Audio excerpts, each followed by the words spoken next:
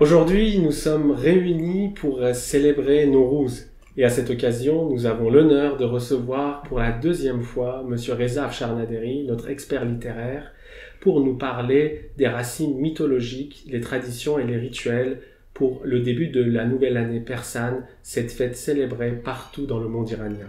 Je vous en prie, Monsieur Afsharnaderi. Merci beaucoup. Eh bien, je vous remercie de m'avoir invité pour cette deuxième fois, effectivement, parce qu'on a été ensemble pour célébrer la fête du Yalda, qui marque la nuit la plus longue de l'année dans le calendrier iranien, donc une fête très populaire. Et puis maintenant, c'est le moment fort du calendrier iranien, à savoir la fête du Nowruz.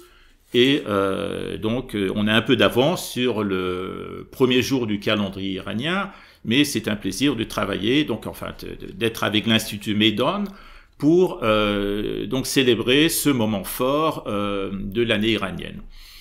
Et je tiens aussi à saluer nos compatriotes iraniens d'ici et d'ailleurs, en persan, Salam bar Doustano, Hamihanane, Aziz ou Gerami, et également saluer tous les passionnés de la culture iranienne. Et bien entendu, le Nowruz, le Nouvel An, est un moment incontournable de la culture iranienne. La fête du Yalda, c'était marqué la nuit la plus longue de l'année, et depuis ce temps-là, les nuits ont commencé à se raccourcir, et donc bientôt, le 20 mars prochain, il va y avoir un équilibre, c'est-à-dire que les jours vont être aussi longs que les nuits, et ça va marquer bientôt donc le début de l'été. Donc les jours vont commencer à se rallonger, et le soleil, la lumière, la vie va revenir. Et il s'agit de l'équinoxe du printemps, comme je l'ai dit, le 20 mars prochain. Il y aurait énormément de choses à dire sur ce nouvel an iranien, mais pour ma part, je vais surtout mettre l'accent sur une approche littéraire, et plus précisément poétique, et à partir de l'ouvrage majeur de la poésie persane, qui est le Livre des Rois, le Shahnameh de Ferdowsi, qui a été composé au Xe siècle après Jésus-Christ, donc par Abul Qasim Ferdowsi, qui est le poète majeur, le barde, si je puis dire, qui a contribué à garder vivante la culture iranienne, et son livre constitue un socle linguistique. Donc c'est cet ouvrage majeur de près de 120 000 vers qui a contribué à préserver la langue persane à travers tous les soubresauts de l'histoire. Alors j'en profite pour faire un peu de publicité pour cette récente traduction du Livre des Rois de Pierre Lecoq, avec une préface de Nahol Tajadot, et puis me faire un peu de publicité à moi aussi, avec donc ce livre, Histoire d'un mythe, le forgeron dans le Livre des Rois de Ferdowsi, dont je vais parler tout à l'heure. Eh bien, donc, on parle de Ferdowsi, et alors on va s'attarder sur ce que Ferdowsi, dans cet ouvrage monumental, dit de la fête de Nowruz, qui signifie donc le jour nouveau. Alors, ce sont donc dans cet ouvrage qui repose sur des récits anciens, il est question de la naissance du pays de l'Iran dans les tout premiers chapitres de ce livre. Et il est dit que la naissance du pays de l'Iran a été rendue possible grâce à des rois civilisateurs qu'on nomme Pishdadi. Pishdadi signifie les premiers créés. Et ce sont donc des rois légendaires, des rois mythologiques. Et ces souverains, donc il y en a une douzaine. Il faut savoir que dans le livre des rois, il y a 50 règnes. Il y a 50 rois en tout. Mais les 12 premiers, donc, ce sont des rois mythiques. Ce ne sont pas des rois historiques, ce sont des rois légendaires. Et ils sont tous protégés par ce qu'on appelle le phare. Le phare, c'est la grâce divine, qui les protège et donc qui les met en relation avec le spirituel. Alors, dans l'ordre, le premier roi s'appelle Kayumars, viennent ensuite Hushang, ensuite Tahmouras, et enfin Jamshid. Et c'est ce Jamshid qui nous intéresse. Alors, ils ont tous fait plein de choses, des prouesses, des choses extraordinaires, mais c'est Jamshid qui nous intéresse. Et on apprend, donc, qu'est-ce qu'il a fait Jamshid? Donc, il a créé les armes de guerre, Et donc il a enseigné au peuple à fabriquer des vêtements. Il faut savoir que ces rois Pishtodi, ce sont des rois civilisateurs. Donc ils ont apporté la civilisation aux hommes. Ensuite, il a enseigné la fabrication des briques pour la construction des hauts édifices et des palais. Il a inventé la médecine et il a mis en place une organisation de la société en 4 castes. Alors, je ne vais pas rentrer dans des trucs très scientifiques, du Mésil en parle, donc les fonctions tripartites des Indes européennes. Alors, ça consiste en quoi? Jamshid dit, voilà, à partir de maintenant, il y aura une pyramide sociale, tout à fait en haut, il y aura les prêtres, en dessous, il y aura les guerriers, en dessous, il y aura ceux qui vivent du travail de la terre, les fermiers, et tout à fait en bas de l'échelle, il y aura les artisans, ceux qui vivent du travail de leurs mains. Et donc, il faut, pour que les choses soient en équilibre dans le monde à travers les hommes, donc il faut que ces 4 castes, donc cette organisation soit respectée.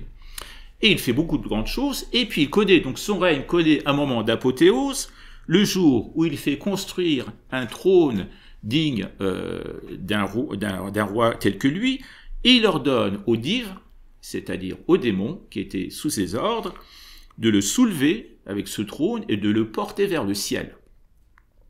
Le peuple donc se réunit pour observer cette prouesse, et les hommes saluent sa haute fortune et donnent à ce jour le nom de Nowruz, ou jour nouveau, qui correspond au premier jour de l'année. Je vais maintenant vous lire, pour le plaisir d'entendre la musique de la langue persane, un texte donc très court, un extrait qui raconte cet événement consacré au roi Jamshid, et je ferai suivre donc ce texte de la traduction en français. Je précise que cette traduction est de Jules Moll, donc qui a rendu un grand service à notre culture. Donc c'était, avant que ne paraissent ces traductions de Pierre Lecoq, la référence en matière de traduction complète du livre des rois. Donc d'abord, l'extrait en persan. Hame kardani roch amad be joy, zi joy mehi bartar avard pay. به فر کیانی یکی تخت ساخت چه مایه بدو گوهر اندر نشاخت که چون خواستی دیو برداشتی ز هامون به گردون برافراشتی چو خورشید تابان میان هوا نشسته بر او شاه فرمان روا جهان انجمن شد بر آن تخت او شگفتی فرو مانده از بخت او جمشید بر گوهر افشاندند بر آن روز را روز نو خواندند سر سال نو هرمز فرودین برآسوده از رنج روی زمین. La traduction en français: lorsque toutes ces grandes choses furent accomplies, il ne vit plus dans le monde que lui-même. Lorsque toutes ces entreprises eurent réussi, il essaya de s'élever au-dessus de sa haute condition. Il fit un trône digne d'un roi et y incrusta toutes sortes de pierreries. À son ordre, les dives le soulevèrent et le portèrent de la terre vers la voûte du ciel. Les hommes s'assemblèrent autour de son trône, étonnés de sa haute fortune. Ils versèrent sur lui des joyaux et donnèrent à ce jour le nom de jour nouveau. C'était le jour de la nouvelle année, le premier du mois Farvadin. En ce jour, le corps se reposait de son travail, le cœur oubliait la haine et le ressentiment. Voilà, donc on constate que la prospérité du monde, l'organisation de la société et la renaissance de la terre avec l'avènement du printemps, c'est l'œuvre d'un seul homme, donc le roi Jamshid, tel que présenté dans le livre donc des rois. Et ce roi monte au ciel comme pour prouver qu'il est d'une essence supérieure. Et il se hisse ainsi au-dessus de la création dont il se dit l'auteur. Il dit que c'est grâce à moi que ces hommes sont là, que la terre est ce qu'elle est et que la vie connaît un état de splendeur sans précédent. Or, on sait bien, donc, quand on sort du contexte légendaire, que la fête de Nowruz renvoie à d'anciens rites agraires, donc de la terre, son relation avec la terre, donc en lien avec la terre et non avec des entités surnaturelles. On n'est pas dans le spirituel. Les origines de cette fête remonte au moins à 2 millénaires et ça demeure assez flou, on n'en connaît pas trop l'origine, mais on constate néanmoins que tous les symboles qui accompagnent le rituel de Nowruz, on va voir ça tout à l'heure avec la table rituelle, renvoient au cycle de la nature et au mouvement des saisons. à la germination, à la résurrection de la terre, et que les hommes, à travers ces traditions, tentent de se fondre, ils tentent de suivre un mouvement, une mutation qui est terrestre, pour accompagner la transition des saisons. On accompagne les saisons, on a envie de participer de cette métamorphose. On sème des graines, on dispose sur une table symboliquement des pousses de blé, sabzé, donc des pousses d'orge, de lentilles, de l'ail, des pommes, le fruit du jujubier. Et donc cet élément qui commence par la lettre sin, on va en parler tout à l'heure, et cet élément en fait correspondent aux 7 archanges du panthéon zoroastrien. Il se trouve aussi que les pousses rituelles, donc le sabzé que l'on fait germer et qu'on l'on expose sur la table du Nowruz, ne sont pas mentionnées dans le livre sacré de l'Avesta, ni dans les rituels des Parsis, qui sont les adeptes de l'ancienne religion iranienne, qui se sont enfuis en Inde suite à l'invasion arabo-musulmane du 7e siècle. Et c'est sans doute pour cette raison, ce rapport direct avec la nature, que le rituel de Nowruz est partagé de nos jours à travers le monde par près de 300 millions de personnes de différentes nationalités. Parce que le langage de la Terre, c'est un langage universel. Et que les terriens que nous sommes avons besoin de ne pas nous sentir coupés de ce langage. Nous avons besoin, au printemps, de revivre avec la nature et de fêter cette résurrection, comme par exemple les oiseaux chantent pour accompagner, donc dans les arbres, pour accompagner le retour de la nature, que les bourgeons fleurissent et donc suivent ce mouvement au cours duquel la nature fait peau neuve. Pour revenir à Jamshid, donc comment se termine son règne, eh bien il est dit dans le livre des rois que sa tentative de remplacer la divinité, donc en grec ancien on dit lubris, la démesure, et bien ça a été très mal pris par le Créateur, et il a été puni. Et son phare, donc sa grâce divine, lui a été retirée. Et puis du moment qu'on lui retire la grâce divine, il ne peut plus rien faire, il est démuni, et il se retrouve vulnérable. Et peu de temps après, un envahisseur étranger venu de l'Ouest, une créature démoniaque, mi-homme, mi-dragon, un homme dragon du nom de Zarok, le renverse, il le met à mort, et donc ce qui entraîne un épisode sombre dans le récit des débuts de l'histoire iranienne, et jusqu'à ce que la lumière puisse revenir avec son petit-fils, qui va s'appeler Feridun, et qui saura reconquérir le trône et apporter à l'Iran une nouvelle prospérité. Alors ça c'est pour le règne de Jamshid. Mais il se passe encore quelque chose après. Après Jamshid, vous avez son fils Optin, et après vous avez son petit-fils, qui est Feridun. Alors là aussi c'est intéressant parce que ce règne de Feridun, ça vient en écho au règne de Jamshid. Après la mise à mort de Jamshid, Feridun, donc qui est prince, qui s'est enfui dans la montagne, et pour dire les choses donc brièvement, reprend les choses en main, et donc il est aidé par un forgeron mythique du nom de Kaveh. Kaveh Ohangar, Kaveh le forgeron, qui déclenche une révolte populaire en sa faveur, et donc il contribue à ce que le tyran soit renversé. Le prince monte sur le trône, et là il se passe quelque chose d'intéressant à nouveau, et il réorganise le pays comme l'avait organisé son grand-père. C'est-à-dire qu'il fait une piqûre de rappel en disant « Attention, n'oubliez pas le système des castes. En haut les prêtres, parce que c'était un peu le chaos, c'était la confusion. Il dit en haut, donc est-ce que vous avez bien retenu la leçon? En haut les prêtres, ensuite les guerriers, ensuite donc ceux qui travaillent la terre, et tout en bas les artisans. Et donc il recrée un peu cette cohérence de la société, il remet les choses en place. Et donc il est dit dans le livre des rois qu'il institue la fête du Mehregan. Vous vous souvenez, on avait parlé donc du dieu Mitra. Tout à fait, voilà, du dieu Mitra pour donc la nuit du Yalda. Et donc il institue la fête de Mehregan, qui est donc prélude à la saison de l'automne, la saison des pluies, et donc le début de la saison froide. Mais alors, ce qu'il y a, c'est que les chercheurs disent encore autre chose. Il y a des chercheurs qui ont établi que dans l'ancien culte iranien, la fête du Nouvel An était centrée sur la mise à mort d'un dragon. Alors là, il est question de la mise à mort d'un dragon, qui est Zarok, qui représente le chaos. Et ça, c'est en relation avec la fête du Nouvel An.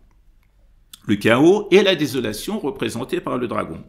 Et les traces de cette fête ont été effacées par les textes zoroastriens, mais on peut expliquer donc le sens de ce rite à travers des comparaisons avec les éléments correspondant avec la fête indienne du Nouvel An. Donc on fait un parallèle, on dit parce que tradition indo-européenne, voilà, on peut imaginer ce qui se passait en Iran. Et on retrouve ces éléments-là. La mise à mort du dragon. Le dragon, c'est le chaos, la mise à mort et le retour de la prospérité, le retour de la vie, la renaissance de la nature. Et plus proche de l'Iran, donc dans son voisinage immédiat, le Kurdistan. Et là aussi, c'est intéressant parce que dans le Kurdistan, l'origine du Nowruz s'appuie sur la légende de Kaveh. Et cette fois, donc le forgeron mythique que je viens d'évoquer, qu'en kurde, on nomme Kawaye Hesinkar, donc Kaveh le forgeron. Et il est considéré comme l'ancêtre du peuple kurde. Et cette fois, c'est pas dans leur tradition, c'est pas Feridun qui met à mort Zarok, c'est Kaveh qui renverse le tyran et qui lève une armée, donc il attaque le château où l'usurpateur s'était retranché. Et une fois la victoire déclarée, les insurgés vont sur la montagne où ils allument des feux pour prévenir la population que ça y est, on est venu à bout du tyran. Et donc la liberté retrouvée, et ce jour devient un jour sacré, considéré comme le Nouvel An kurde. Et Kaveh, le forgeron, est considéré comme l'ancêtre du peuple kurde. Et il est à l'origine du Nouvel An kurde. Donc vous voyez que donc il y a un parallèle qui est établi et donc il se passe des choses, des échos entre le règne de Jamshid et le règne de Feridun. Et tout ça pour dire, donc pour conclure à ce sujet, que dans les phénomènes naturels, les mouvements cosmiques trouvent souvent à travers les mythes et les légendes une interprétation humaine.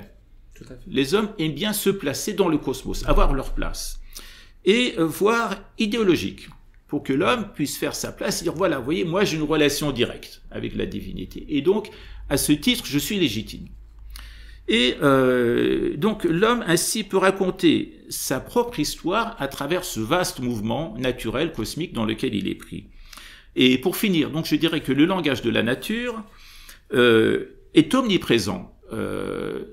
Comme le printemps, le langage de la nature, lui, il est omniprésent, et que le printemps, comme annonce du retour de la vie et de la joie de vivre, est prétexte dans les cultures et les civilisations à des festivités donnant lieu à des rituels de partage, de retrouvailles, annonçant de nouveaux espoirs pour les joies à venir. Et ce partage universel à travers l'omniprésence de la nature, ça par contre c'est quelque chose d'universel et qui est partagé, je pense, par la grande majorité des habitants de ce monde. Voilà, donc je vous remercie encore une fois de m'avoir accueilli, et je vous souhaite encore une fois une bonne année, un bon Nowruz qui va avoir lieu très bientôt, dans pas moins de 2 semaines. Merci infiniment, Monsieur Afshar Naderi. Nous avons vu l'importance primordiale du rôle du mythe et de l'épopée du Livre des Rois, compiler cette épopée qui date de plusieurs milliers d'années, c'est toute cette tradition mythologique transmise de génération en génération, compilée par le grand Ferdowsi, le grand poète persan, et le rôle important de ces mythes dans la préservation de ces traditions ancestrales et multimillénaires grâce à la poésie épique jusqu'à notre jour. Merci beaucoup. Merci à vous. Merci beaucoup.